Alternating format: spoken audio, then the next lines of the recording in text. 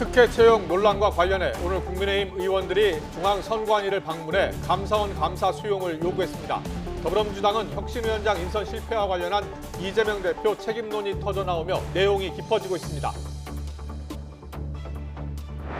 전당대회 금품 살포 의혹의 핵심인 송영길 전 민주당 대표가 검찰에 또 자진 출석해 검찰이 민주당을 이간질하고 있다고 비난했습니다. 검찰은 송 전 대표를 조사할 단계가 아니란 입장입니다.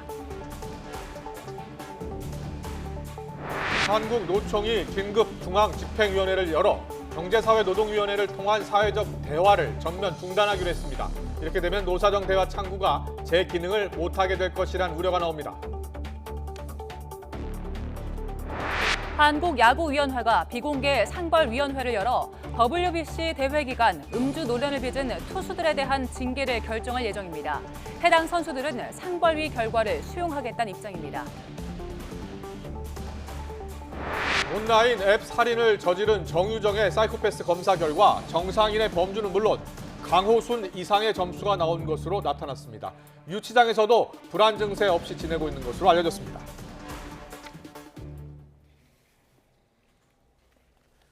더 뉴스 이어가겠습니다. 법원이 이태원 참사 부실 대응으로 구속 기소된 박희영 서울 용산구청장과 당시 용산구청 재난안전과장의 보석을 허가했습니다. 유가족들은 박 구청장이 불구속 상태로 재판을 받으면 증거를 없앨 우려가 있다면서 강하게 반발하고 있습니다. 취재 기자 연결합니다. 안동준 기자. 네, 사회부입니다. 네, 박희영 구청장이 보석을 청구했던 게 언제였습니까? 네, 박희영 서울 용산구청장이 법원에 보석 청구서를 제출한 건 지난달 10일이었는데요. 서울 서부지방법원은 약 한 달 만인 오늘 박희영 용산구청장과 최모 전 용산구 재난안전과장의 보석을 허가했습니다. 재판부는 서약서 제출과 주거지 제한, 보증금 납입 등을 보석에 대한 조건으로 내걸었습니다. 이에 따라 서울 남부구치소에 수감된 박희영 구청장과 최 전 과장은 잠시 뒤 석방될 예정입니다. 오늘 특별법 제정을 요구하며 국회에서 기자회견을 벌였던 이태원 참사 유가족 측은 회견이 끝난 뒤 서울 남부구치소를 항의 방문했습니다. 이들은 박 구청장이 불구속 상태로 재판을 받게 되면 증거를 없앨 우려가 있다며 강하게 반발했습니다. 트라우마가 심해서 자기의 심리적 상태가 그래서 보석 신청한다잖아요. 예. 트라우마로 치면 얼마나 하겠어요. 자기가 한 잘못을 위해서 반성 없이 그렇게 돈으로 모든 잘못을 때우려고 하는 거는 있을 수도 없고 화가 납니다. 네, 박 구청장 외에도 보석을 청구한 피고인이 또 있네요. 네, 박성민 전 서울경찰청 정보부장과 김진호 전 서울 용산경찰서 정보과장입니다. 이들은 경찰 정보보고서를 삭제하라고 지시한 혐의 등으로 구속돼 재판에 넘겨졌는데요. 지난 1일 법원에 보석을 청구했는데 신문기일은 아직 잡히지 않았습니다. 이태원 참사 책임자들에 대한 재판 과정이 길어지면서 구속된 피고인들에 대한 구속 만기일도 다가오고 있는데요. 대부분 다음 달 중순 정도에는 구속기한이 만료됩니다. 1심에서 구속될 수 있는 기간이 최장 6개월인데 이임재 전 서울 용산경찰서장 등 경찰과 구청 관계자들은 모두 지난 1월 중순쯤 기소됐기 때문입니다. 이에 따라 경찰 간부들까지 보석으로 풀려날 경우 이태원 참사 주요 피고인들이 불구속 상태로 재판을 받을 수도 있습니다. 지금까지 사회부에서 YTN 안동준입니다. 일본 후쿠시마 원전 오염수 방류가 코앞으로 다가오면서 국민들의 관심이 점차 높아지고 있습니다. 그런데 후쿠시마 원전 앞바다의 생선에서 기준치를 크게 웃도는 방사성 물질 검사 결과가 나와서 일본에서부터도 논란이 벌어지고 있습니다. 화면 보시겠습니다. 후쿠시마 원전 관리를 맡고 있는 도쿄전력은 지난 5일 원전 인근 바다에서 잡힌 어류의 방사성 물질 수치를 발표했습니다. 이번에 잡힌 물고기는 우럭이었습니다. 검사 결과 방사성 세슘이 18,100배럴에 달하는 것으로 나타났는데요. 현재 일본 식품위생법에서는 기준치로 1kg당 100배럴을 제시하고 있습니다. 100배럴을 제시하고 있습니다. 180배에 달하는 수치입니다. 앞서 지난 4월 같은 장소에서 잡힌 쥐노래미에서는 1,200배럴의 세슘이 검출됐고 그 이전에도 고농도 방사성 물질이 검출된 생선이 잡혀왔습니다. 일단 도쿄전력은 이번 세슘 우럭과 관련해서 물고기가 항구를 떠나는 것을 막기 위해서 여러 개의 그물을 설치하는 등의 조치를 취하고 있다고 밝혔습니다. 또 원인에 대한 입장도 일부 밝혔는데요.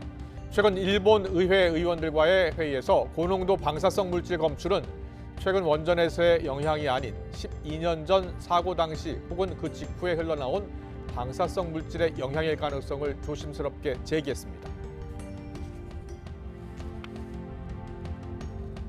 ではですね、確かに港湾外で取れたものでも最近でもですね、たまにですね結構検出されるというケースがあります。それはここ5年ぐらい前ですかね。ちょっと詳細はちょっと把握しておりませんけど、途中からになっておりますので、事故直後はあそこ空いてたという形になります。港湾のところですね。 우럭뿐 아니라 최근 후쿠시마 원전 내부 영상이 공개되면서 내부 균열과 지하수의 오염 가능성에 대한 논란도 이어지고 있는데요. 이래저래 이웃나라인 우리 국민의 우려가 커질 수밖에 없는 상황입니다. 조계종이 일본의 후쿠시마 오염수 방류 계획에 대해 윤석열 정부가 명확한 반대 의사를 밝혀야 한다고 촉구했습니다. 대한불교 조계종 사회노동위원회는 오늘 일본 대사관 앞에서 열린 1599차 수요 시위에 참여해서 이같이 밝혔습니다. 이들은 정부 시찰단이 일본 도쿄전력이 제공한 일방적 자료만 받아왔다고 비판하면서 철저히 검증되지 않은 방류는 막아야 한다고 주장했습니다. 정부와 여당은 후쿠시마 원전 오염수 방류와 관련해 방사능 측정 지역을 확대하고 수산물에 대한 방사능 측정도 강화하기로 뜻을 모았습니다. 국민의힘 우리바다 지키기 검증 TF위원장인 성일종 의원은 오늘 국회에서 관련 회의대 기자들과 만나 우리바다 쉬운 두 곳에서 진행하는 해수 채취 지역을 늘리고 800여 종에 이르는 수산물의 방사능 측정도 더 꼼꼼하게 해줄 것을 정부에 요청했다면서 이같이 밝혔습니다. 이어 국제원자력기구가 이르면 6월 말 최종 보고서를 낼 예정이라며 지난달 후쿠시마 원전 현장을 다녀온 우리 시찰단에 관련 자료 검토와 대비에 더 속도를 내줄 것을 주문했다고 설명했습니다. 한국야구위원회 KBO가 오늘 상벌위원회를 열었습니다. 지난 3월 WBC 대회 기간 중 유흥주점에서 술을 마신 선수들에 대해 징계를 논의한 겁니다.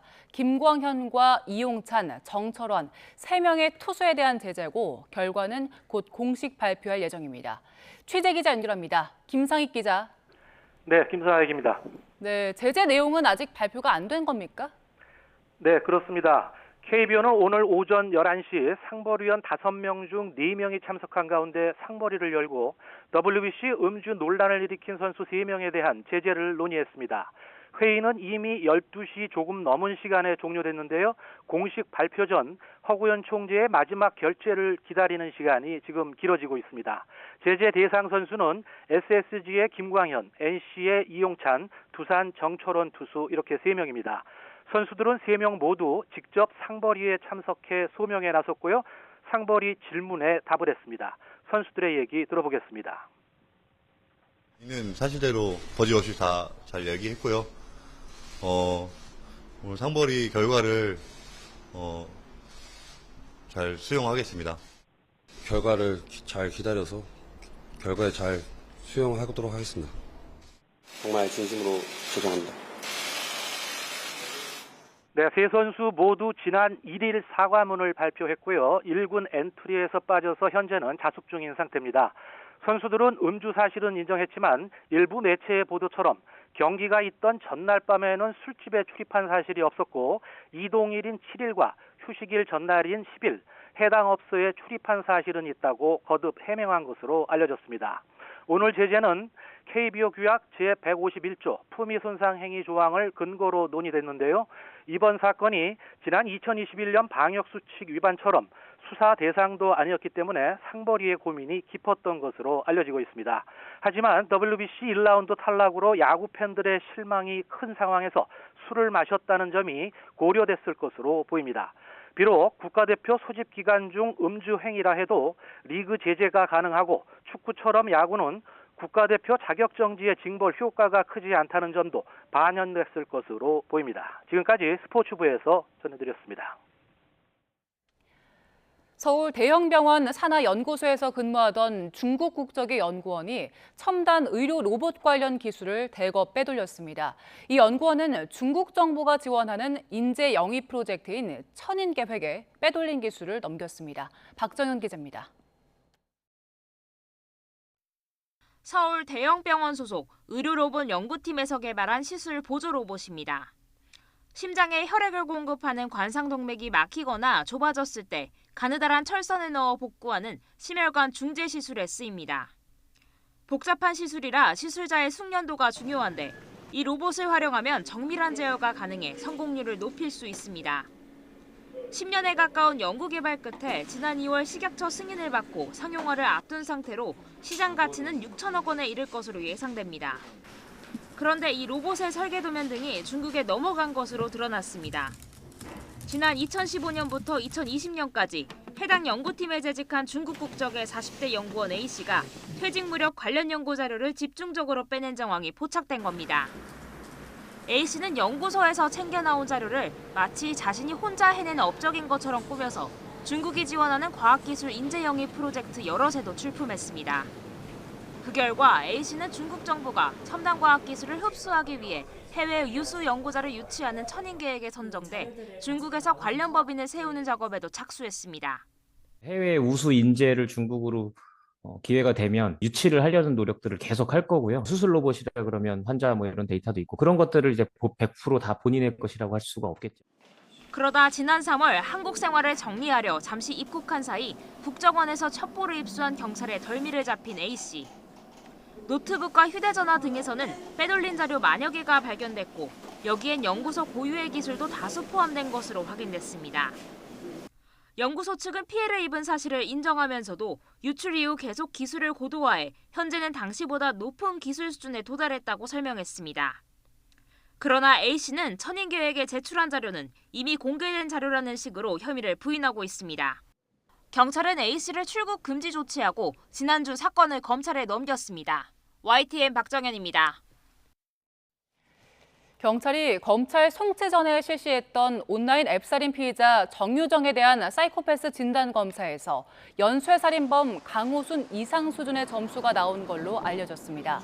경찰 관계자는 일반인보다 점수가 높게 나온 건 사실이지만 사이코패스에 해당하는지에 대해선 알려줄 수 없다고 말했습니다.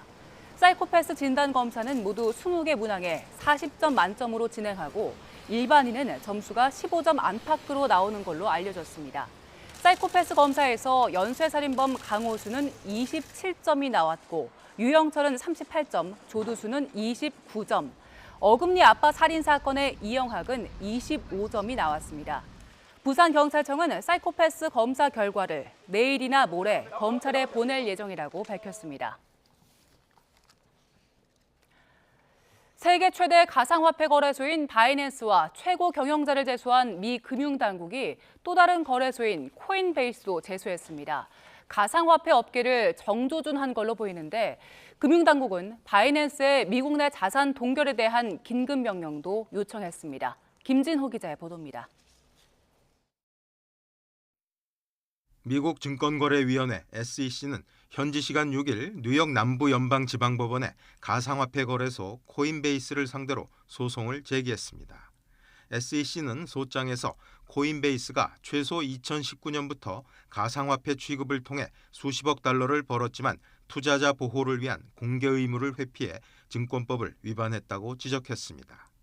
코인베이스 고객들이 이용할 수 있는 최소 13개 가상자산은 연방규제당국이 규정하는 가상자산 증권에 해당한다고 SEC는 판단했습니다. 게리 겐슬러 SEC 위원장은 트위터를 통해 코인베이스는 관련 법을 따르지 않음으로써 투자자들에게 사기와 조작 등을 예방할 수 있는 중대한 보호 조치를 받을 기회를 박탈했다고 말했습니다.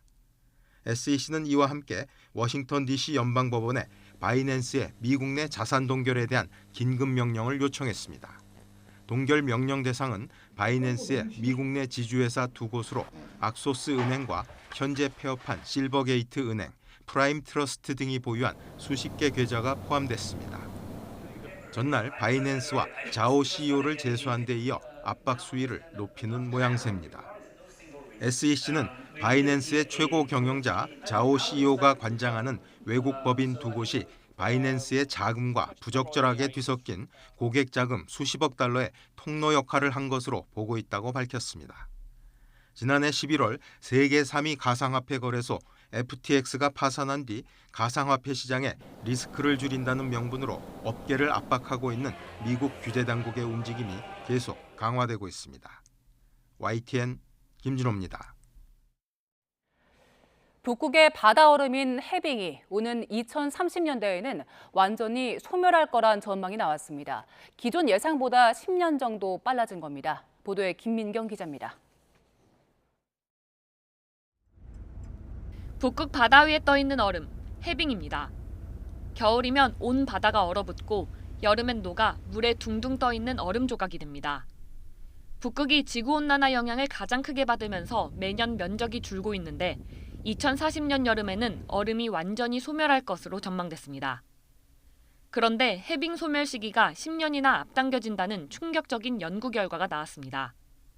국내 연구진이 이끄는 국제연구팀이 1979년부터 2019년까지 관측 데이터를 분석하고 다중 기후 모델 시뮬레이션을 해봤더니 온실가스 영향이 예상보다 강하게 작용했습니다.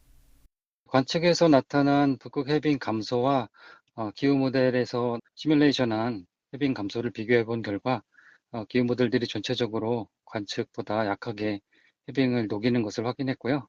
이것을 이용해서 미래 전망 결과를 보정해 줬더니 실제로 해빙 소멸 시점이 기존 연구 결과보다 10년 정도 앞당겨졌습니다.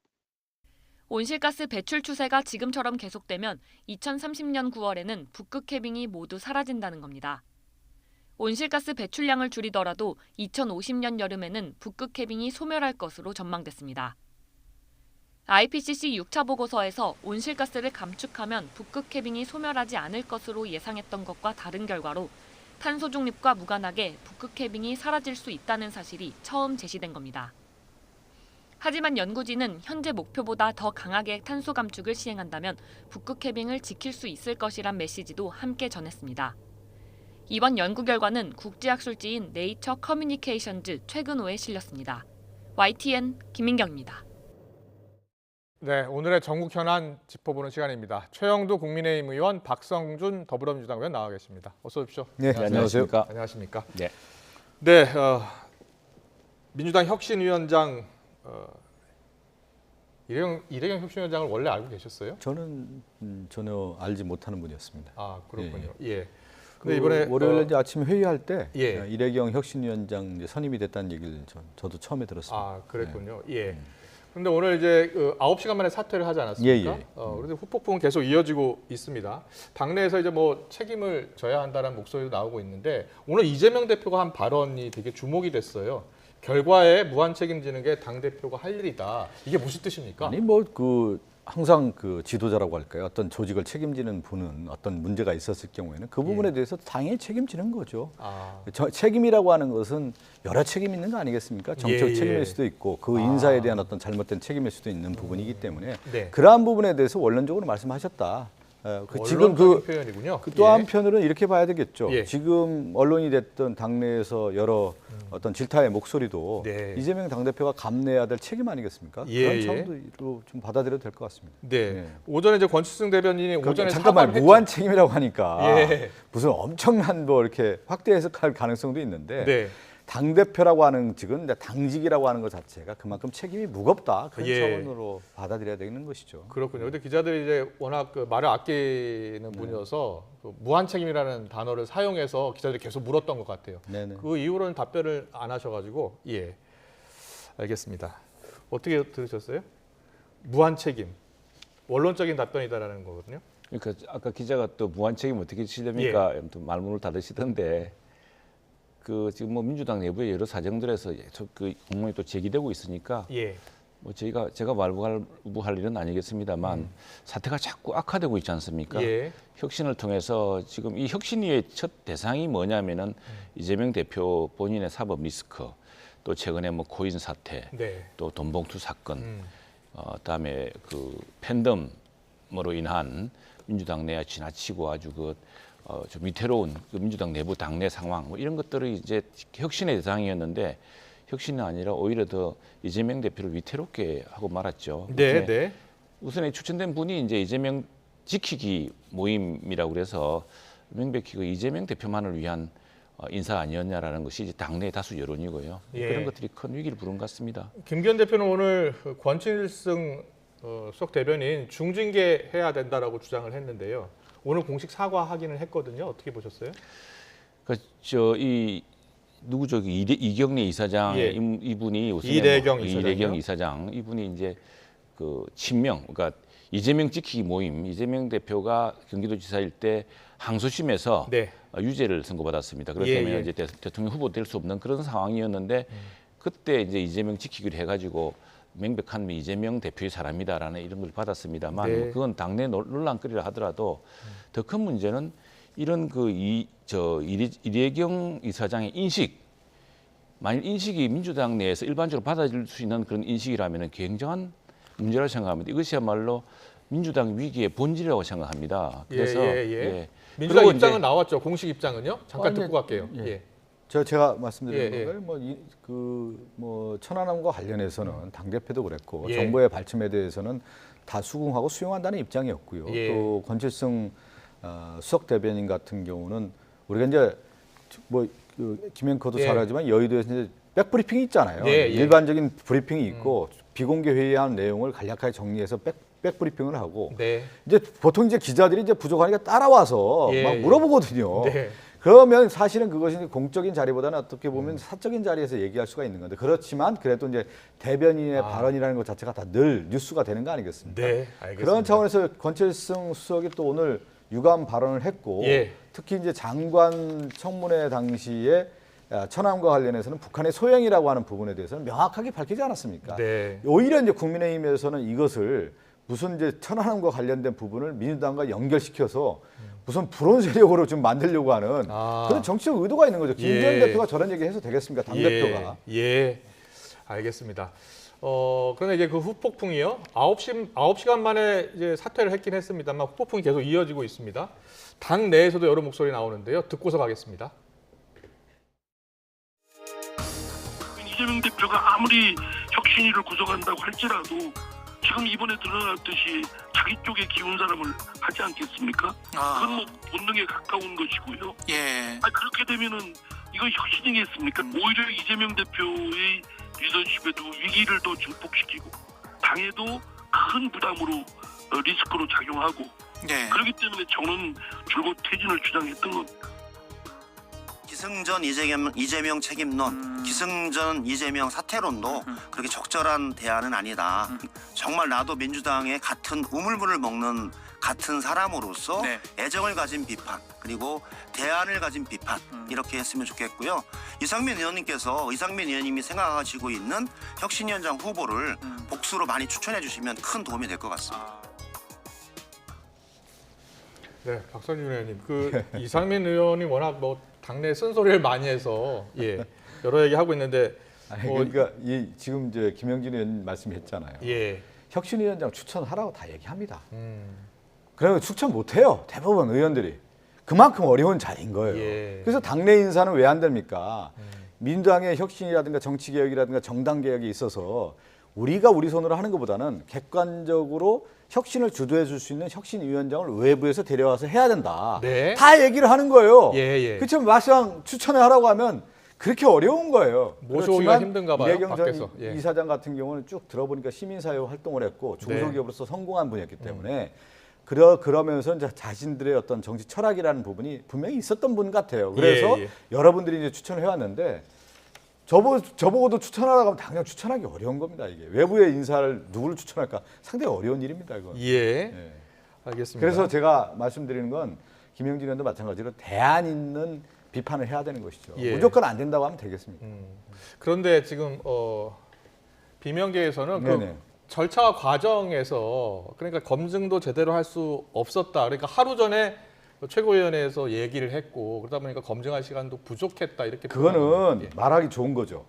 왜 그러냐면 혁신위원장 자리라고 하는 부분에 대해서는 우리가 이제 인사라고 하는 것은 공개적인 추천이 있는 거예요. 공개 추천, 공개성이라고 하는 부분이 있는 거고 또 하나는 다른 것은 비밀성에서 추진할 수가 있는 거란 말이에요. 예. 혁신위원장은 공개성이 아니죠. 그래서 공개성이라고 하는 것은 사전적 절차로서 많은 분들에게 추천을 해달라. 이미 이제 공론화가 된 것이죠. 그렇지만 그 부분을 추진할 때 이분이 할지 안 할지 어떻게 합니까? 네. 여러 10명이 있을 거예요. 예를 들면 추천해서 그러면 한 사람 한 사람 만나서 비밀스럽게 추진을 해서 그분이 내락이 됐을 경우에 이 사람으로 가자라고 하는 것을 거기서 다시 협의를 하는 것이죠. 그것은 모든 인사 과정이 마찬가지입니다. 사전 협의 과정이 너무 짧았다 이런 지적이 있던데. 그러니까 제가 얘기하잖아요. 네. 추천이라고 하는 것은 1순위, 2순위, 3순위도 있는 거고 그러면 그 한 분 한 분 만나서 다 공개할 겁니까? 예, 알겠습니다. 절차를 과정을 다 겪을 겁니까? 이래경 그런 것은 비현실적인 얘기인 거죠. 이래경 위원장이 그 자폭된 천안함이라는 표현을 썼잖아요. 지난 2월에. 그리고 네네. 오늘 또 인터뷰를 보니까 오늘은 조금 수정했으면 좋겠다. 원인 불명 사건을 북한 폭침으로 단정한 미패권이라고 했어야 한다라고 발언을 약간 수정하긴 했어요. 하지만 여전히 원인 불명 사건이라는 표현을 썼고 그리고 이재명 대표가 사실 몰랐다 이런 발언들을 했었던 것을 이렇게 이야기한 건 맞죠? 그러니까 이제 이런 거죠. 이제 지금 얘기 이제 되돌아봐서 이제 얘기를 하면, 그러니까 검증이라고 했을 경우에 우리가 보면은 보통 검증을 어떻게 하냐면 전과 기록이라든가 비리가 있었다라든가 이런 부분에 대해서 1차적으로 하는 것이죠. 그러면서 이분이 그러면 큰 사회적인 어떤 공적 기재로서의 일을 할 수 있는 부분인가에 대한 능력면을 보는 거 아니에요. 그러면 혁신위원장의 제가 볼 때는 혁신을 할 수 있는 인물이냐에 대한 부분을 더 갔을 것 같아요. 능력면에서 봤을 때. 그러면서 정치권의 외풍도 막아주고 사실 혁신위원장이 칼대는 작업이거든요. 여러 이제 공천 작업이라든가 그동안의 어떤 그 기득권에 대한 부분을 칼질을 해야 되는 그 위원장의 자리이기 때문에 상당히 그런 면에서 할 수 있는 사람이냐를 더 봤을 것 같습니다. 그런데 이제 이분이 과거에 주의 주장했던 내용들이 지금 국민의 눈높이에 맞지 않았기 때문에 오늘날 내려오게 된 거 아니겠습니까? 알겠습니다. 최영두 의원님은? 지금 이 사태가 아까 이재명 대표 이야기하는 거 보면은 당내에서 충분한 논의가 있었다라는 이야기도 있어요. 무슨 이야기가 하니까 여기에 대해서 여러 사람들이 걱정도 전했고 이분이 이런저런 인식이 있는데 상당히 북풍이 예상된다가 내부에 있었지 않았겠습니까? 그런데 지금 보시면은 지금 민주당의 위기는 지금 표피적으로 지금 이재명 대표의 사법 리스크 등등뿐 아니라 저는 약간 시대착오적인 어떤 것을 패권이나 음모론으로 보고 국가적인 경영, 국가적인 큰 정책과 국가의 안보 위기, 안보에 대한 큰 책임을 맡길 수 있느냐에 대한 그런 신뢰를 줘야 되는데 이게 또 음모론으로 가고 12년 전에 국제적인 5개국 전문가가 해서 결국에는 민주당 이재명 대표가 시인할 수밖에 없는 그런 사태를 가지고 음모론을 제기하고 저 물러나서도 저렇게 이야기하지 않습니까? 저런 사람을 민주당이 혁신을 할 주체로 우선에 거론했다는 것 자체가 놀라운 일이고 또 지금 우리 수석 대변인께서 뭐 사담이라 해서 사담이 아니죠. 그리고 이건 입에 올릴 수 있는 이야기가 아니지 않습니까? 명백한 북한의 폭침으로 인한 피해자고 그로 인한 트라우마에 시달렸던 그 장교에 대해서 부하를 죽인 책임자라고 이야기할 수 있는 게 이게 정치인이 아니라 일반 국민으로서도 상식에 맞지 않는 이야기죠. 알겠습니다. 그런 인식이 연장되는 것이 과연 민주당의 혁신의 본질이냐 이에 대한 국민적 이 참 의문이 큰 것 같습니다. 알겠습니다. 그런데 오늘이요. 재작년 더불어민주당 전당대 돈봉투 의혹 핵심 인물이죠. 송영길 전 대표가 검찰에 또 자진 출석했습니다. 한 달 만이잖아요. 한 달 만에 자진 출석한 이유를 뭐라고 했죠? 아니 저도 이제 그 언론을 통해서 봤고요. 송영길 전 대표가 검찰에 출석하면서 그런 얘기를 했더군요. 보니까 프랑스에서 사실 이제 교수로 가서 국제 정치라든가 프랑스에 관련해서 한국 정치를 강의를 하고 있는 상황에서 이 문제가 이제 그 녹취록을 통해서 불거지지 않았습니까? 언론 보도하면서 그러면서 사실 이제 검찰에서 상당하게 피의 사실을 공표를 한 거예요. 어떻게 보면. 그래서 수사가 뭐 엄청나게 진행된 것처럼 나와서 그 송지원 대표가 바로 귀국하지 않았습니까? 그러면 검찰에서 바로 불러서 관련된 당사자라고 하면 조사를 해야 되는 건데 수사도 하나도 안 해놓고 일단 송영길 전 대표 불러놓고 그 가장 송영길 대표가 중심 인물이라고 하는데 전혀 검찰에 조사하지 않는다는 것은 맞지 않는 거 아니냐 이렇게 문제 제기하는 걸 저도 언론을 통해서 봤습니다. 알겠습니다. 송영길 전 대표가 이미 이제 탈당한 상황이죠. 네네네. 검찰은 이제 아직 부를 단계는 아니다 이런 입장인 것 같아요. 그렇습니다. 오늘 예. 송영길 전 대표 자진 출석은 어떻게 보세요? 그러니까 지금 송영길 대표를 국내로 부른 것은 검찰이 아닙니다. 예, 검찰 수사가 거기까지 진행된 것도 아니고 그것이 누구죠? 뭐 사무부총장인가 누구의 녹취록에서 나와가지고 네. 검찰로서도 덮을 수 없는 상황이 된 거 아니겠습니까? 검찰이 부른 것은 아니라고요? 아니죠, 예. 아니죠. 그래서 당시에 송영길 대표도 이게 뭐 자기는 계속 프랑스에 할 일이 많다고 남아있겠다는 것을 민주당하고 국민 여론이 불렀죠. 와서 해명하라고. 그래서 예, 차례차례 이제 해명하면 될 일이고, 다음에 이 사안은 사실은 억울하면은 이 재판 과정이라든가 또 네. 기소 과정 또는 검찰 조사 과정에서 다 소명할 일 있지 않겠습니까? 우선 네. 이게 지금 정치인의 주장이라고 만일 우리 당내에서 이런 일이 있다 생각해 보십시오. 민주당이 가만히 두겠습니까? 그리고 그냥 덮을 수 있습니까? 아니 지금 민주주의의 가장 전범, 민주주의의 어떤 모범이 되어야 될 정당 내부 선거에서 돈 봉투가 오갔다는 의혹이 제기된 거 아닙니까? 예. 그렇다면 이 의혹을 이 계기에 빨리 풀고 또 그걸 반정을 하고 이렇게 해야 될 문제지, 이걸 가지고 정치적 음모론이라 그러고 검찰 수사에 아직까지 그 피의 사실도 확정되지 않은 상태인데 본인이 나와서 자수하겠다고 압박하면 그게 말이 되는 소리입니까? 네, 알겠습니다. 송영길 전 대표 검찰 자진 출석 이야기까지 해봤고요. 그런데 오늘 후쿠시마 원전 오염수 방류 지금 임박한 상황인데 세슘이 지금 또 근처에 잡힌 물고기에서 세슘이 검출돼서 걱정이 많습니다. 국민의힘 야당은 뭐 제2 광우병 사태를 만들려고 하고 있다라면서 야당을 비판하고 있고요. 민주당은 계속해서 안전성에 의문을 제기하고 있는 상황입니다. 자, 여야 입장 듣고서 가겠습니다. 생선과 해산물을 먹으면 위험해지고 소금값도 오를 것이라는 민주당의 주장에 과학적 근거가 어디에 있습니까? 한 문장의 괴담 선동은 물 마시는 것보다 쉽지만 이를 반박하기 위해서는 수많은 검증과 증거가 필요하다는 것을 악용하는 선동 정치의 피해는 결국 국민들에게 돌아갑니다. 후쿠시마 핵물질 오염수의 안전성에 심각한 의문을 제기하는 사례들이 잇따르고 있습니다. 교도통신과 후쿠시마 TV 등 일본 언론은 후쿠시마 원전의 항만 안에서 잡은 우럭에서 기준값의 180배에 이르는 세슘이 검출됐다고 보도했습니다. 우리 국민의 생명과 안전을 이대로 지켜보기만 할 겁니까? 네, 정보 여당이 그런데 오늘요 우리 바다 지키기 TF 확대회의를 열었습니다. 이거 최영도 의원께 먼저 여쭤볼게요. 이게 후쿠시마 원전 근처에서 잡은 이 우럭에서 세슘이 나왔는데 많이 나왔어요. 기준치의 180배 이르는 세슘이 검출됐습니다. 이거 어떻게 봐야 되는 겁니까? 제가 이제 바로 바닷가 출신이고 네. 또 우리 어시장과 수산업이 굉장히 큰 영향을 미치는 지역 출신 아니겠습니까? 예. 마산 출신인데 저는 이렇게 이야기합니다. 우리 어민들만큼이나 일본 어민들도 큰 이해관계를 갖고 있습니다. 예. 그래서 저는 오히려 보듯이 일본 사회라든가 일본이 이런 문제를 덮을 수 있는 나라가 아닙니다. 지금 나는 오히려 이것이 일본의 교도통신이라든가 뭐 후쿠시마 TV가 이렇게 제기할 수 있다는 것, 그것들이 일본 내부의 걱정과 일본 내부의 검증 체계가 작동하고 있다고 보는 것이고요. 네. 지금 우리가 지금 이야기하고 있는 것은 뭐냐면은 자, 지금 일부에서는 그냥 선동하기 바쁩니다. 그냥 뭐 이미 흘러 들어온 것처럼. 근데 이게 어떤 영향을 미치냐면은 우리 어업이라든가 우리 수산업에 굉장히 큰 타격을 미칩니다. 이 공포로 지나친 근거가 없는 공포를 불러일으킬 수 있기 때문에. 예. 그래서 어떤 어민단체가 지금 이런 이야기를 했던 부분을 고발하고 그러지 않았습니까? 예. 이게 굉장히 우리 수산업에 미칠 영향을 잘 생각해야 되고요.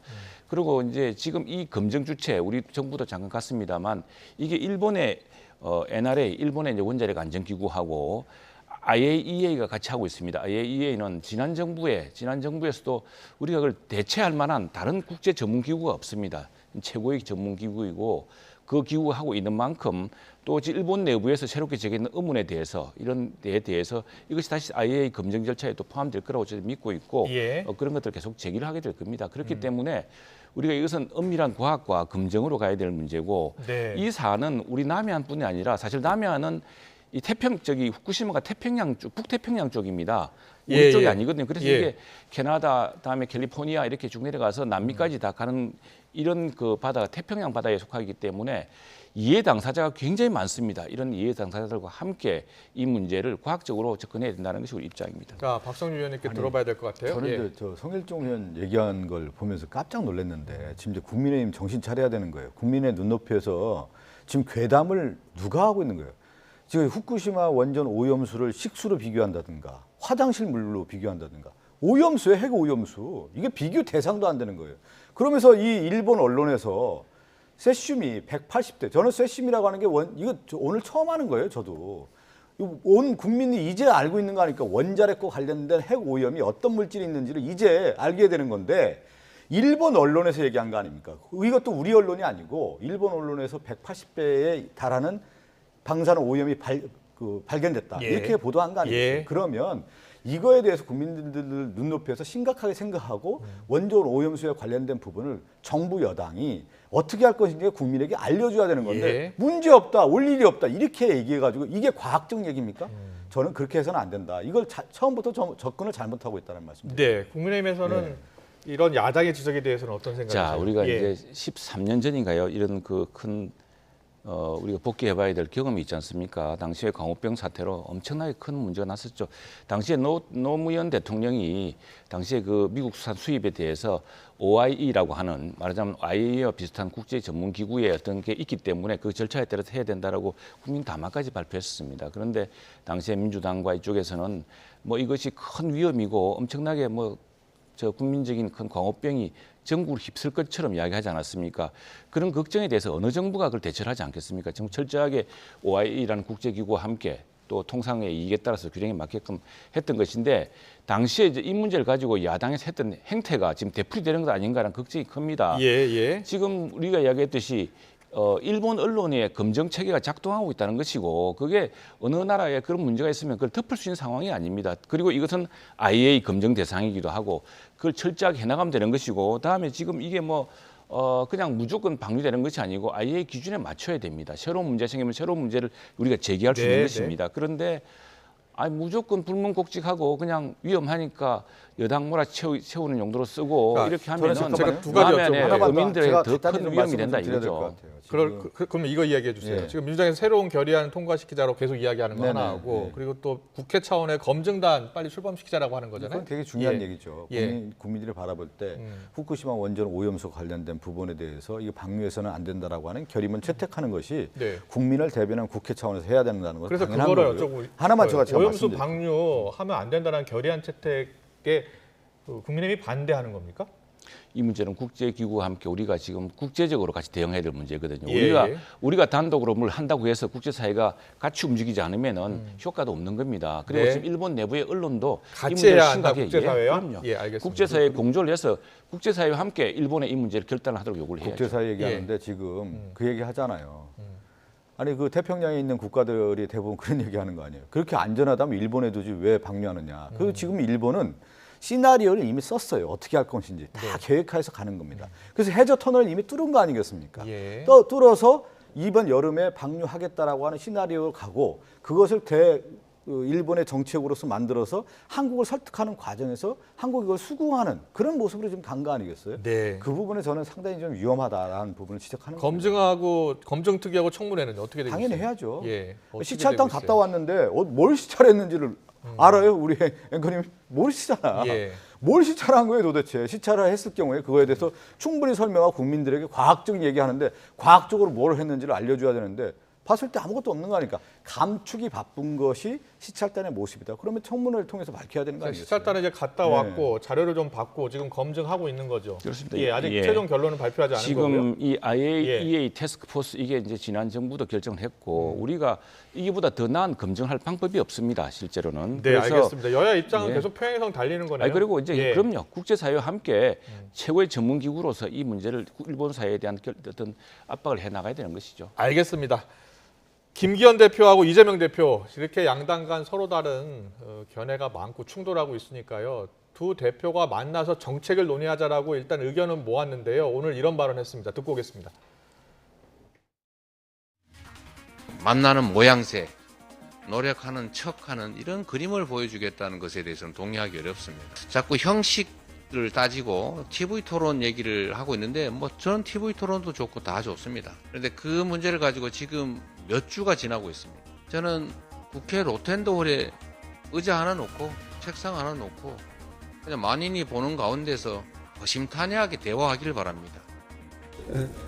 대화는 논쟁하는 자리가 아닙니다.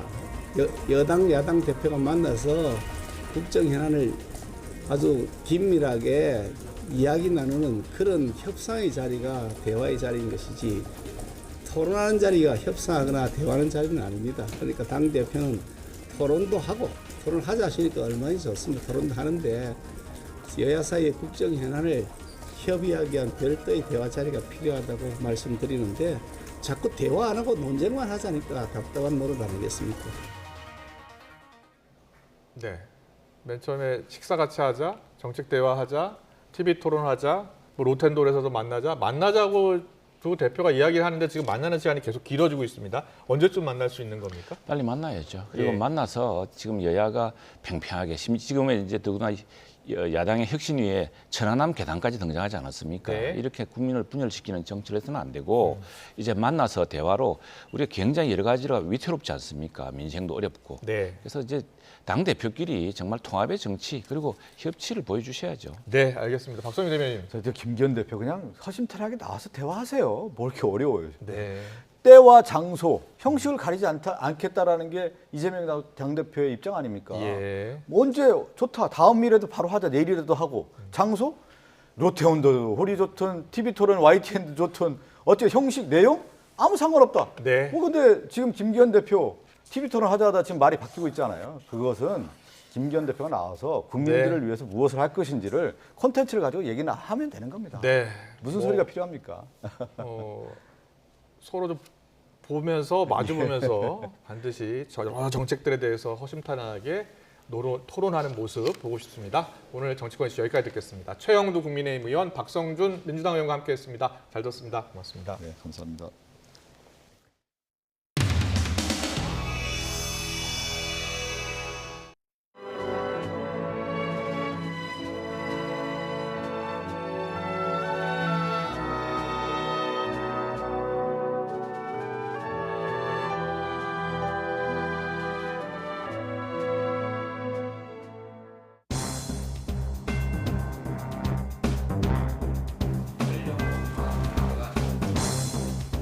당의 혁신기구를 맡아서 이끌 책임자로 사단법인 다른백년의 이래경 명예이사장님을 모시기로 했습니다. 예, 오래 기다리셨습니다. 새로운 위원장 되신 분 페이스북이나 과거 쓰신 글들 지도부에서 공부하셨나요? 천안함 조작이라고 쓰셨던데요. 내용을 전체 다는 알지 못하고 있습니다. 뭐 자유인으로서 자유롭게 본인의 그 정치적 의사를 표현했던 것 아닌가 그렇게 생각합니다. 아니 퇴진운동도 그 시민이 개인의 자유로운 의사 표현의 방식이 있는 건데 그거를 장고 끝에 악수라더니 고작 이런 문제 인물에게 제1야당의 미래를 맡기겠다고 3주 가까이나 시간을 끌었던 것입니다. 천안함 유가족 가슴에 상처를 준 이 이사장의 임명을 즉각 처리하십시오. 천안함 전 함장이셨던 분이 내일 현충일인데 그 전까지 좀 장으로서 적장 듣고 싶다. 네, 뭐 그런 이야기가 있었다는 것도 알고 있습니다. 대표님은 이에 대해서 언급이 없으셨던 거예요? 대표님은 오늘 뭐 들으셨습니다. 그 점까지는 저희가 정확한 내용을 몰랐던 것 같네요. 글쎄, 뭐 천안함 사건에 대한 정부의 발표는 공식적 발표고, 뭐 저는 그 발표를 신뢰합니다.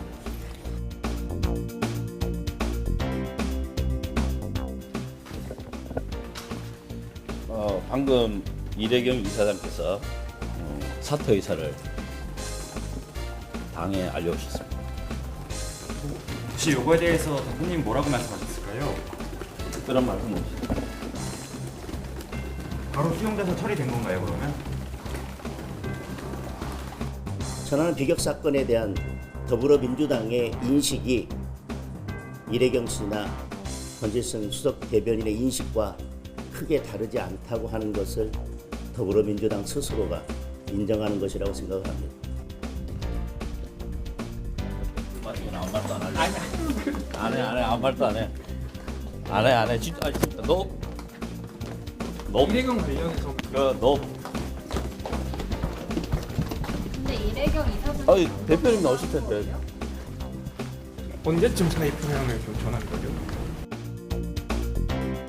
아 날씨가 벌써 어두워지라. 오늘 회의 중에 최종 입장 확인하신 건가요? 오늘 서울 등 수도권 지역은 하늘에 구름 가득 끼면서 기온이 크게 오르지 못하고 있습니다. 현재 서울 기온은 24.1도로 예년보다 3도가량 낮은데요. 하지만 그 밖에 내륙과 동해안 지역은 경주가 28.9도, 강릉은 29.4도 등 예년보다 더운 날씨가 이어지고 있습니다. 낮더위 속 오늘도 경기 북부와 영서 중북부에는 저녁까지 유란한 소나기가 쏟아질 수 있으니까요. 우산 챙겨 다니시기 바랍니다. 내일 낮 동안에는 구름만 다소 지나면서 충청 이남을 중심으로 자외선 지수가 높게 나타나겠습니다. 반면 중부지방은 늦은 오후부터 하늘빛이 흐려지기 시작해 저녁 무렵 경기 북부에 비가 시작되겠는데요. 비는 밤사이 중부 대부분 지역으로 확대하겠고요. 모레 오전까지 경기 북부와 영서 중북부에 최고 40mm, 그 밖에 수도권과 충청, 영서 남부에는 5에서 20mm의 비가 내리겠습니다. 곳에 따라 돌풍과 벼락이 동반될 수 있으니까요. 시설물 관리와 안전사고에 주의해 주시기 바랍니다. 내일 아침 기온은 서울 18도, 광주도 18도, 대구는 19도로 오늘과 비슷하거나 조금 높겠습니다. 낮 기온은 서울 26도, 대전 30도, 강릉은 32도까지 오르면서 오늘보다 1에서 4도가량 높겠습니다. 다가오는 주말과 휴일에는 중서부 지방을 중심으로 소나기가 자주 내릴 전망입니다. 날씨였습니다. 이슈를 더 쉽게 전해드리는 더 뉴스, 내일은 더 준비하겠습니다. 잠시 뒤에는 뉴스큐가 방송됩니다. 시청해주신 여러분 고맙습니다.